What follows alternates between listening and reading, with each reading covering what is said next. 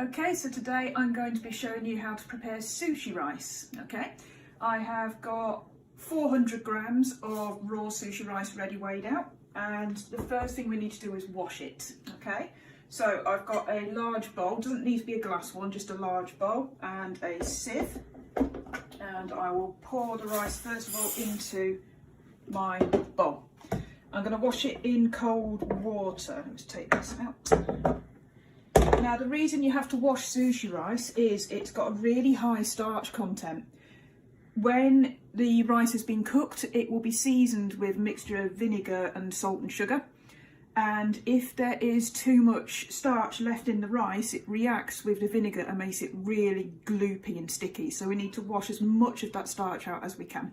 So cold water, what I do is I get the bowl to about half full. And while it's filling, I will use my hands to start mixing it around. Let's turn the tap off now. So you can see straight away how cloudy that water has gone. That is the starch. So I basically massage the rice grains a little bit. When I've done that for about 30 to 40 seconds, what I then do is get my sieve and like so. Now you don't need to remove all of the rice into the sieve for this, because you need to repeat this about 5 or 6 times, just until when you go to wash the rice, it's not as cloudy, well, the water's not as cloudy, so there's not as much starch left. So you can see really vigorously working it in, and then back, drain, and repeat.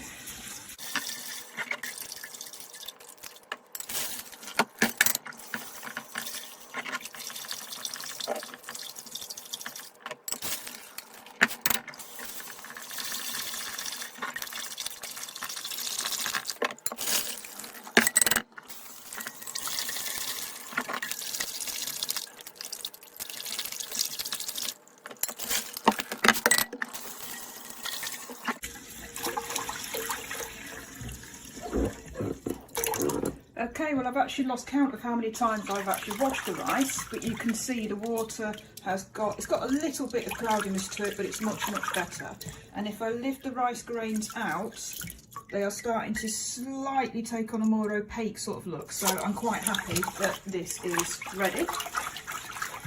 So really carefully now, drain the rice one final time and getting as much of it into the sieve this time as you can. So I'm going to carefully hook that on there, get a bit more water.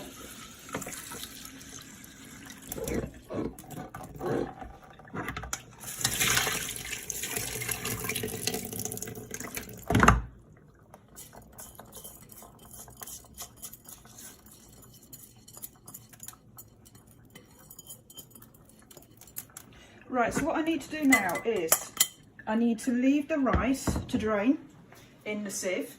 I'm going to leave it hooked on the bowl so that it catches any drips. You need to leave it for about an hour, if not more. You want the rice grains to basically dry out. If you try to use it before it's dried out, the rice has kept hold of some of the water that you've just used to wash it, which means that when you go to cook the rice, it will have more water than what is needed, because when you cook sushi rice, you are effectively steaming it. And it's steamed with a very specific amount of water. So if there's extra water inside the rice, then you run the risk of the rice going really sticky and nasty. Okay, so I'm going to leave my rice there to drain, and in an hour or so I'll come back to cooking it.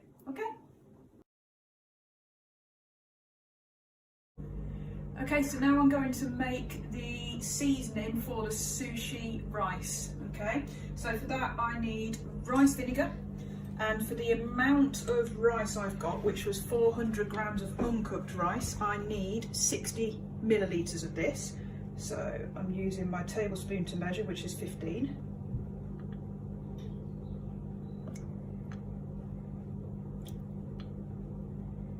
So that's 60. Then I want 12 grams of salt. So millilitres and grams tend to weigh the same, so I'm going to use my tablespoon again, which is 15, but I'll put slightly under to make it 12.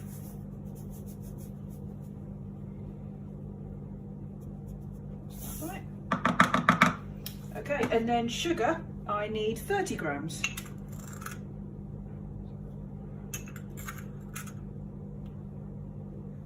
Oops. There we go.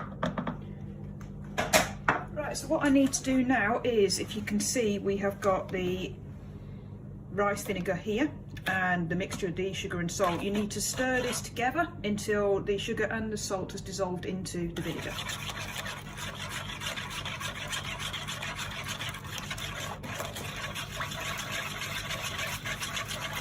The sugar I've used is a caster sugar because it's got a smaller crystal than granulated, which means it should dissolve much quicker. This shouldn't take too long, no more than a couple of minutes really. So like I say, once you can see that those sugar and salt crystals have dissolved, then that is ready to use. Okay, so my sushi rice has been draining for well over an hour, so it's nice and dry now. Things that I will need: a large saucepan which has a lid, and I have got tap water, 440 millilitres, cold tap water for the 400 grams of rice. Okay, so what I need to do is put the rice in, and then the water, and then lid goes on. What I'm going to do is turn the gas on, and I'm going to put it on the highest heat at the moment. And I keep it on high until I can see and hear that this water is boiling. Do not take the lid off, okay? You must leave the lid on at all times. Trust me, you'll be able to hear when the water is boiling. Once the water has started to boil, you then turn it down to the lowest heat. Okay, so I'm obviously using a gas hob, so it'll go to the smallest flame on my hob. So if you're using electric, then you'll need to turn it down to like number 1. And then I will time it and cook it for 5 to 6 minutes. Okay, at the end of the 5 to 6 minutes, you then turn the heat off completely. Keep the lid on, do not take that lid off, because we want the steam that will be trapped inside there to stay there. And then you leave it, no heat, for 10 minutes. Okay, so I'm going to leave this on and wait for it to start boiling, and I will get you back again once I am at the point of putting it on to cook for the 5 minutes. Okay. Okay, so it's been about 4 or 5 minutes, and I can see that the water is starting to boil now. So what I do is I turn the flame down to the lowest, so there is still heat, okay, but a very low heat, and then I set a timer. Okay, Alexa, set a timer for 5 minutes. 5 minutes, starting now. So that's it. I leave it to cook on the low heat for 5 minutes. Do not take that lid off. And then after the 5 minutes, heat goes off, and then you reset your timer for 10 minutes. Okay, there you go. Right, so the rice has had that final 10 minutes of steaming. So now I can take the lid off. Be careful because it will be hot. And hopefully you can see we've got some really nice fluffy sushi rice there. Okay, so what I'm going to do is I've got a wooden spatula ready and a clean mixing bowl. I'm just going to wet this under the tap. Sushi rice is really sticky, so if you wet any utensils, it does help. Right, so this should come out quite easy.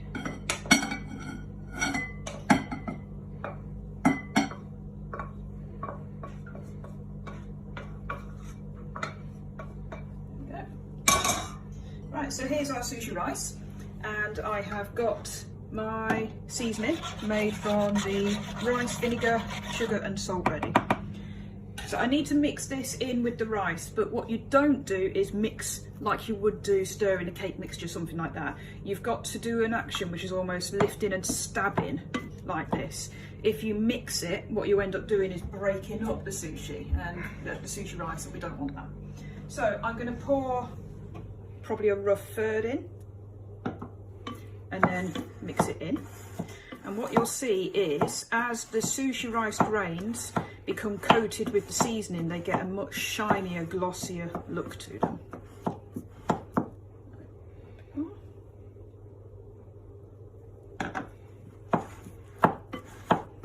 If you have got an extra pair of hands, someone to help you, then you can get them fanning this down with a piece of paper or an actual fan to help the rice cool down quicker.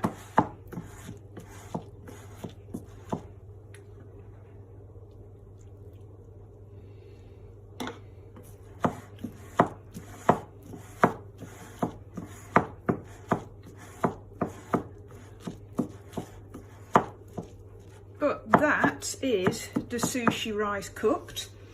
You should never try and keep this longer than a day.